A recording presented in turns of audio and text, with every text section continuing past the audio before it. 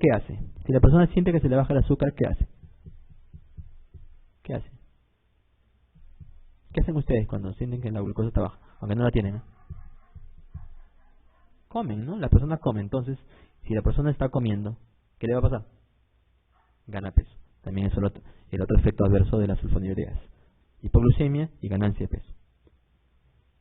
Muy bien, su mecanismo de acción es así. Hay un receptor de sulfonilureas en las células beta del páncreas, ¿ya? que va a cerrar el canal de potasio, lo cual incrementa la polaridad positiva en el exterior de la célula. Eso apertura un canal de calcio, el calcio ingresa a la célula y también sale el calcio que está almacenado en los compartimientos intracelulares. Entonces, que el calcio al ingresar a la célula va a hacer que se expulse los gránulos de insulina. Esa es la forma en la cual trabajan las sulfonilureas. Si uno ha comido o no ha comido, no importa. La glibenclamida, la glimepiride entran a su organismo, hacen esto y hacen que fabrique insulina. Entonces, por eso que es muy importante que eduquemos a las personas de cómo tomar su glibenclamida. Por ejemplo, una persona que, no sé, tiene que salir al banco, se le hace tarde, ya no le alcanza tiempo para tomar desayuno, pero tomó su pastilla. ¿Qué le va a pasar? Lo típico, ¿no? Lo encuentran en el banco con hipoglucemia y terminan en la emergencia. Falta de educación. Muy bien, las que tenemos en el Perú: glibenclamida, glimepiride, Amaril, ¿ya? Acá había una glibenclamida de marca, pero ya no hay, pues, es tan barato el medicamento que ya el de marca ya no lo compran. Se llamaba Glidiabet. Ya, viene de 5 miligramos, su dosis máxima es de más o menos 15 miligramos, puede ser hasta 20, 15 a 20 miligramos. El Amaril viene de 2 y de 4 miligramos, ¿ya? Y su dosis máxima es de 8 miligramos. ¿Ya? Tiene una duración hasta de 24 horas. Y glibenclamida entre 10 a 16 horas. Es por eso que glimepiride se podría usar con facilidad una vez al día. Muy bien, vamos al otro grupo de medicamentos que actúan a este nivel, que son las meglitinidas. Su mecanismo de acción estimulan la liberación de insulina por las células beta del páncreas, porque inhiben los canales de potasio, que son dependientes de ATP. Su comienzo de acción es más rápido que las sulfonilureas. Entonces, y también su tiempo de vida es más corto. Entonces, podrían actuar como fármacos que impulsan la secreción de insulina durante la comida. Entonces, estos fármacos se diseñaron para el tratamiento de la hiperglucemia postprandial. Se usan para el tratamiento de la hipoglucemia postprandial. Porque su tiempo de vida es corta. Es como inyectarse insulina a la hora de la comida. Dura poquito tiempo. Entonces tenemos menor riesgo de hipoglucemia. ¿Ok? Porque lo tomamos cuando estamos comiendo. Las que hay en el mundo son la repaglinida. En Europa se llama Novonorm. Y teníamos también esta acá en el Perú, el Starlix. Y teníamos Hipover, que era repaglinida. Muy bien. Se usan inmediatamente antes de los alimentos y mejoran la secreción de insulina, la fase temprana, reduciendo la hiperglucemia postprandial. No sé si lo recuerdan, pero en fisiología les hemos hablado que lo primero que se altera en diabetes es la secreción de insulina a la hora de la comida, ¿ya? Esa expulsión de insulina para la comida se afecta. Entonces, estos fármacos actúan a ese nivel. Mejoran la secreción de insulina, sobre todo la fase temprana. Entonces nos va a reducir la hiperglucemia postprandial. Su metabolismo es hepático, su secreción es renal, igual que las sulfonilureas. Entonces hay que usarlas con mucho cuidado en personas que tienen daño renal. Repaglinida parece ser la más efectiva al reducir la hemoglobina A1C en 1.5% aproximadamente. Sus efectos adversos obviamente similares a las sulfonilureas. Hipoglucemia, aunque es menos frecuente e intensa que las sulfonilureas, ganancia de peso por el mecanismo que les hablé, y reacciones de hipersensibilidad. Muy bien, el fármaco de elección en el tratamiento de diabetes es la metformina.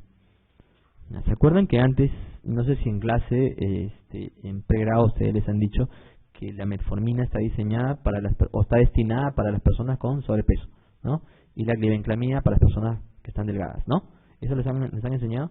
O me enseñaron a mí, por lo menos. Actualmente no. Vamos a ver ahora las guías de tratamiento. La metformina se usa en todas las personas. ¿Por qué? Porque el efecto principal en diabetes, ¿cuál es?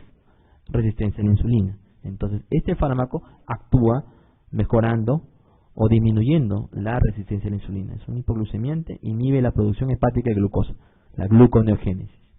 Incrementa la utilización de glucosa mediada por insulina. Mejora la captación de glucosa, por ejemplo en el músculo. Incrementa el recambio esplácnico de glucosa, la utilización de glucosa. En algunas personas les ayuda a perder peso, por eso es que muchas personas que están con sobrepeso toman metformina sin tener diabetes. Mejora el perfil lipídico, disminuye los triglicéridos, disminuye LDL y mejora el HDL. Tiene un riesgo bajo de hipoglucemia o casi no lo tiene, por eso que las personas sin diabetes podrían tomarlas.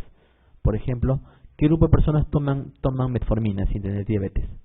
¿Conocen alguno? ¿Una enfermedad que diga que se usa metformina para el tratamiento? Ovario poliquístico, muy bien. El ovario poliquístico se trata también con metformina. Mejora la resistencia a la insulina, disminuye los requerimientos de insulina. Por eso que las personas que están con tratamiento de insulina o les vamos a iniciar el tratamiento con insulina, no suspendemos la metformina. O incluso hay gente que solamente está usando insulina, les damos metformina. ¿Por qué?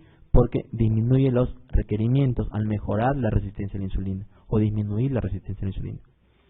Tiene efectos vasculares. En algún estudio han encontrado que disminuye la enfermedad coronaria. Más o menos el mecanismo de acción es este, ¿no? Disminuye la producción hepática de glucosa, aumenta la captación de glucosa en el músculo, disminuye la oxidación de glucosa, aumenta la oxidación y captación de glucosa en el tejido graso, ¿ya? Y eso nos va a ayudar a que disminuya la concentración de glucosa en la sangre. Muy bien, es el tratamiento de elección en la diabetes, ¿ya? Si les preguntan, el tratamiento de elección en la diabetes 2 es la metformina. Tiene efectos colaterales, lamentablemente, sobre todo durante los primeros días de uso, ¿ya? Tiene molestias gastrointestinales que van de dispepsia,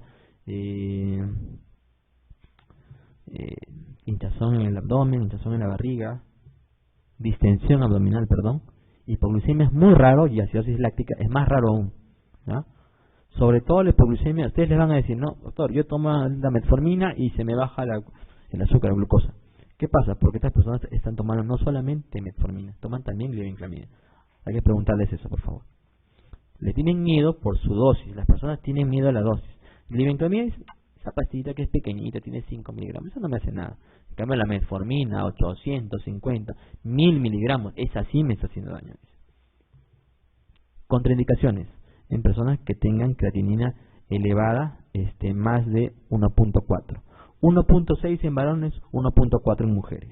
¿Por qué? Porque la metformina se excreta de manera íntegra sin metabolizarse a nivel renal.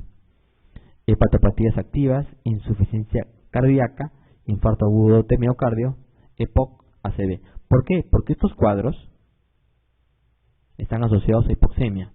Y la hipoxemia de por sí sola causa acidosis láctica. Y si les damos un fármaco que podría ocasionar acidosis láctica, podría aumentar la posibilidad de este problema. Muy bien, las glitazonas, la pioglitazona, ¿ya? Es un fármaco que lo que hace es para que me entiendan, actúa en este receptor, que es nuclear, un receptor P para gamma. Lo que hace es que las células grasas traten de captar los ácidos grasos que están en la sangre. Entonces las células adiposas se van a hacer más grandes. Por ende vamos a ganar más peso. Y ese es el efecto adverso de este fármaco. Entonces, pero si no hay tanto ácido graso en la sangre, entonces hay menor posibilidad de tener resistencia a la insulina. Y es la forma en la que actúa el medicamento. Capta más ácidos grasos y hace que se almacenen como triglicéridos, sobre todo en el tejido graso periférico. No tanto en el abdominal, sino en el periférico. Y de esta forma disminuyen la glucosa o la resistencia a la insulina. Actúa en el tejido adiposo, en el músculo y en el hígado. Se supone que son fármacos más potentes que la metformina a la hora de disminuir la resistencia a la insulina. Lo que pasa es que ha habido muchísimo jaleo con respecto a las glitazonas, porque hace unos años encontraron que las glitazonas, como causaban edema a las personas que tienen insuficiencia cardíaca, sobre todo, entonces podrían causar enfermedad cardiovascular por ese motivo, porque sobrecargaban el pulmón de agua, de volumen, y les podría llevar a empeoramiento de la enfermedad cardiovascular. Pero son fármacos muy efectivos. De hecho, son los fármacos que en los estudios, como el Tripod, disminuyeron la incidencia de diabetes en las personas que tenían riesgo de desarrollar diabetes. De hecho, yo lo indico en algunas personas que lo pueden pagar y que no sean tan gorditas. Al tejido adiposo aumenta la capacidad de glucosa, aumenta la captación de ácidos grasos. Eso es lo importante. Disminuye la cantidad de los ácidos grasos en la sangre y las lleva a las células grasas. También esto hace en el músculo y en el hígado. Disminuye la gluconeogénesis, disminuye la producción hepática de glucosa. Lo malo es que como otro efecto adverso, aumenta la lipogénesis, aumenta el LDL colesterol. Ese es otro efecto adverso de este fármaco. Entonces, por eso también podría estar asociado a enfermedad coronaria. Efectos adversos, como nos hace retener ácidos grasos y almacenarlos en las células grasas, ganancia de peso. Retención de fluidos, edema, causaría ICC por ese motivo, tal vez porque las personas con diabetes ya tienen algún grado de cardiomiopatía por diabetes. Están asociados también a algunas fracturas patológicas. La precaución.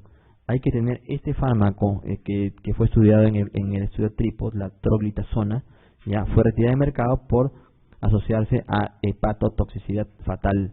Por eso es que las personas que recetamos este fármaco, una vez por año les pedimos a las personas un perfil de hígado.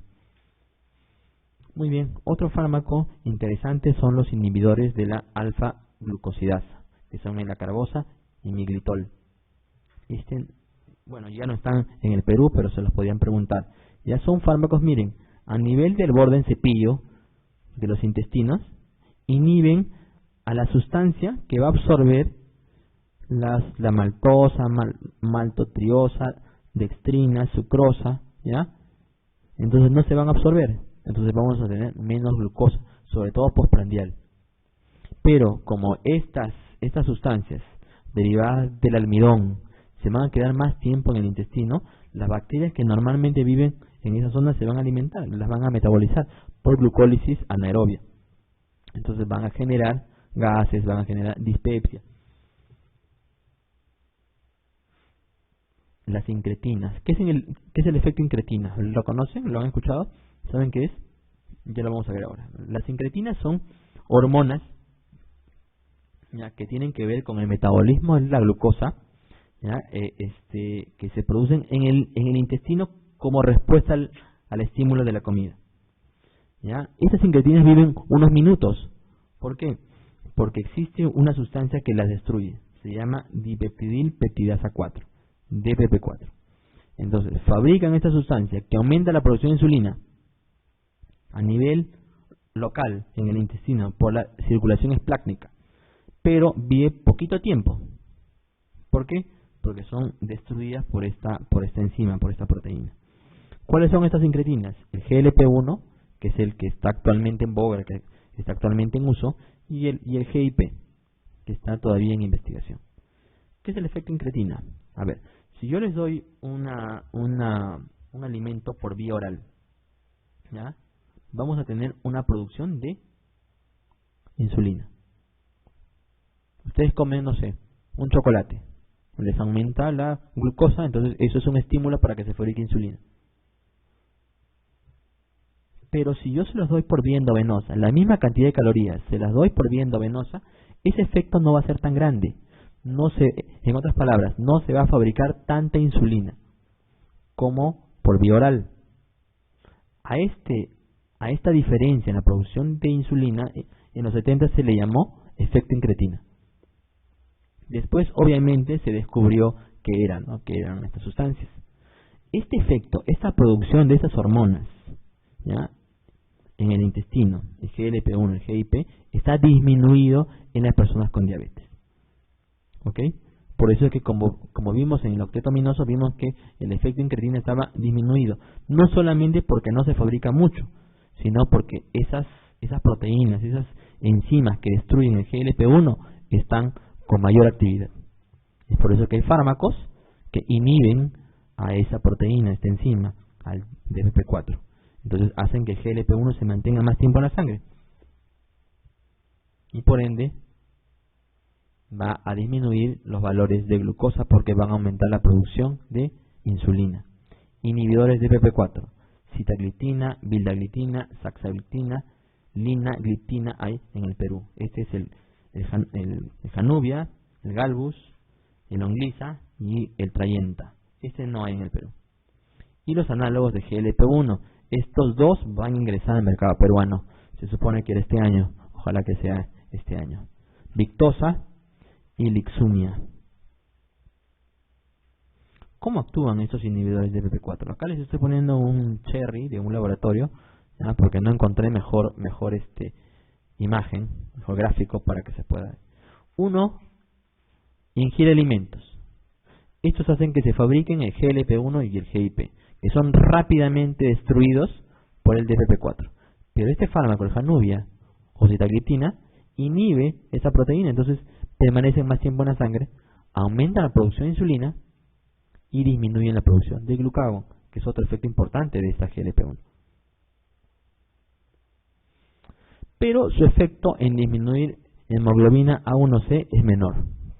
Tienen un efecto de 0.6 a 0.9%. Es decir, que no son tan potentes como las sulfonilureas ni como la metformina. No se relacionan a hipoglucemia. Tienen un efecto neutral con respecto al peso y generalmente son bien tolerados. Interferencia en la función del sistema inmune. Se ha encontrado que las personas que toman estos fármacos tienen mayor posibilidad de tener infecciones. Aumentan la liberación de insulina, inhiben la secreción de glucagón, enlentecen el vaciamiento gástrico, es por eso que las personas tienen sensación de llenura precoz, y disminuyen el centro del apetito.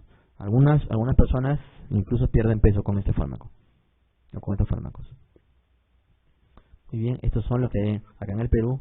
Aumentan, por eso, como les dije hace un momento, como tendrían que ver con el sistema inmunológico, aumentan 1.5 a 2 veces el riesgo de infección de tracto urinario y nasofaringitis.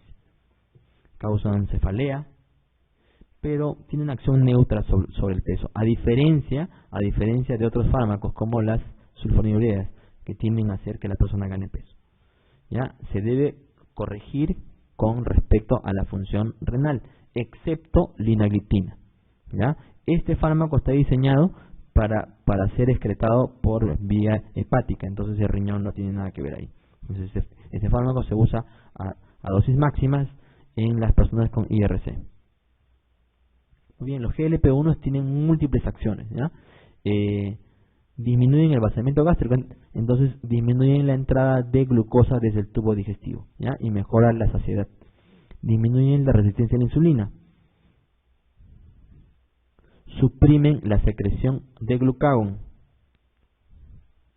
mejora la secreción de insulina y probablemente tenga un efecto crónico en las células beta. Probablemente disminuya la apoptosis de la célula beta, es decir, probablemente este grupo de fármacos, si se los investiga por más tiempo, disminuyen ese daño que va ocurriendo en la célula beta con el paso del tiempo, disminuye la progresión de la diabetes. Porque eso sí ha sido demostrado en los ratones, pero obviamente el páncreas en el ratón es muy diferente al del ser humano. Bien, el GLP-1 otra vez disminuye el apetito y disminuye el vaciamiento gástrico. Por eso es que las personas que toman o que se inyectan GLP-1 pierden peso, pierden 15 a 20% de su peso. Yo tenía una paciente que pesaba 165, que llegó a pesar hasta 110 con este fármaco. Lo que pasa es que ya no hay en el Perú. Mejoran la secreción de insulina y disminuyen la secreción de glucagón, disminuyen la producción hepática de glucosa, mejoran la sensibilidad a la captación de glucosa y el almacenamiento tanto en el tejido adiposo como en el músculo, y probablemente tengan una función cardioprotectora. Eso no se va a conocer hasta los estudios que están haciendo con sitaglitina, que van a terminar el fin de año, el estudio TECOS. Y estos otros fármacos, ¿no?, que les hablaba, los inhibidores del cotransportador sodio-glucosa tipo 2, SGLT2. ¿Ya? Esos cotransportadores están ubicados en el túbulo contorneado proximal y reabsorben glucosa y sodio. desde la orina hacia la sangre. Y esta función está aumentada, es decir, las personas con diabetes absorben más glucosa de la que deberían, lo que lleva a aumentar los niveles de glucosa. Estos fármacos evitan esta reabsorción, ¿ya? Entonces, aumentan la eliminación de glucosa por la orina, ocasionan glucosuria. Y si hay glucosuria, ya les dije, ¿qué puede haber? Infección de vías urinarias. Reducen en buen porcentaje la hemoglobina A1C, 1.5%. Bien, ¿cómo actúan estos fármacos? Miren, esto es lo que normalmente ocurre en una persona con diabetes. Este cotransportador se une a la glucosa y al sodio. Ambos, ¡pum!, vuelven al vientre del cerebro. Este es el lumen. Digamos, esto se va a la orina. Este es el filtrado glomerular.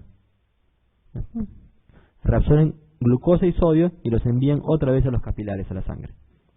Pero estos fármacos impiden esto. Inhibe a este cotransportador, entonces esta glucosa ya no va a ingresar a la sangre, sino se va a ser expulsada por vía urinaria. Ocasiona glucosuria. Este canagliflozin ha sido aprobado por la FDA en abril del año pasado y se vende. ¿Ya? Está comercializado por el grupo de Boehringer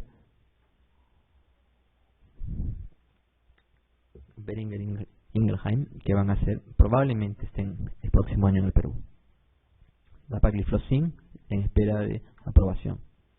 Efectos colaterales, infecciones de vías urinarias. Y probablemente este aumento en la presión osmótica por glucosa en el tejido del riñón probablemente podría causar daño renal. Por eso es que todavía esos fármacos están esperando aprobación.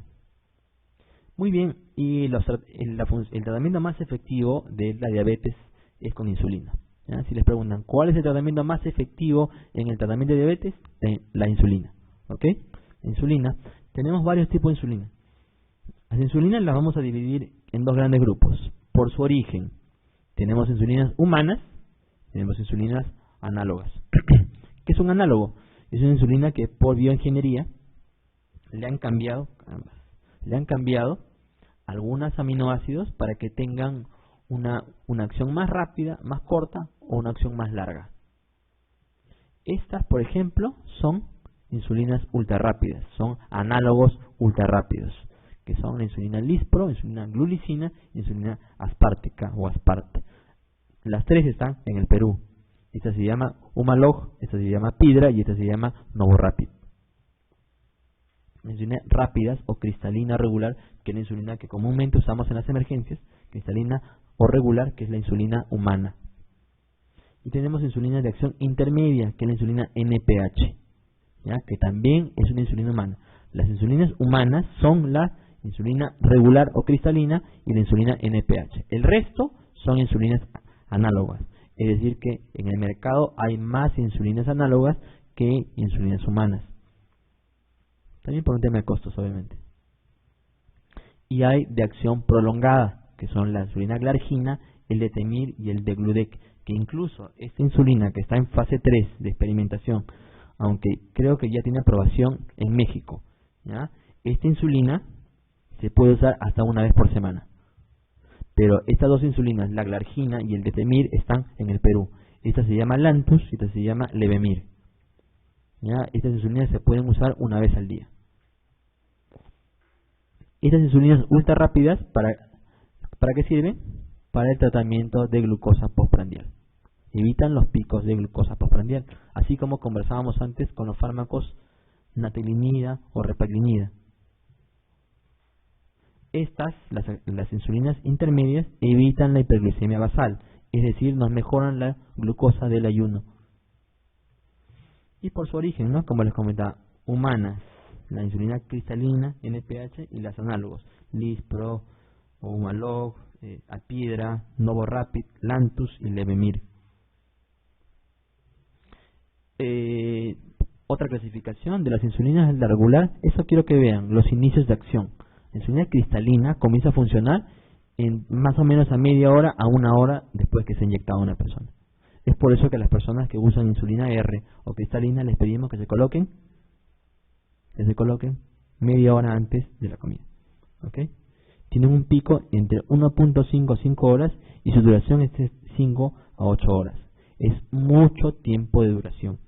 Esa es la parte mala de esta insulina.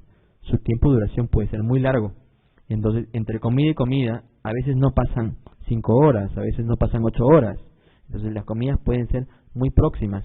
Y colocarnos 2 dosis de insulina cristalina en ese interín nos puede llevar a hipoglucemia.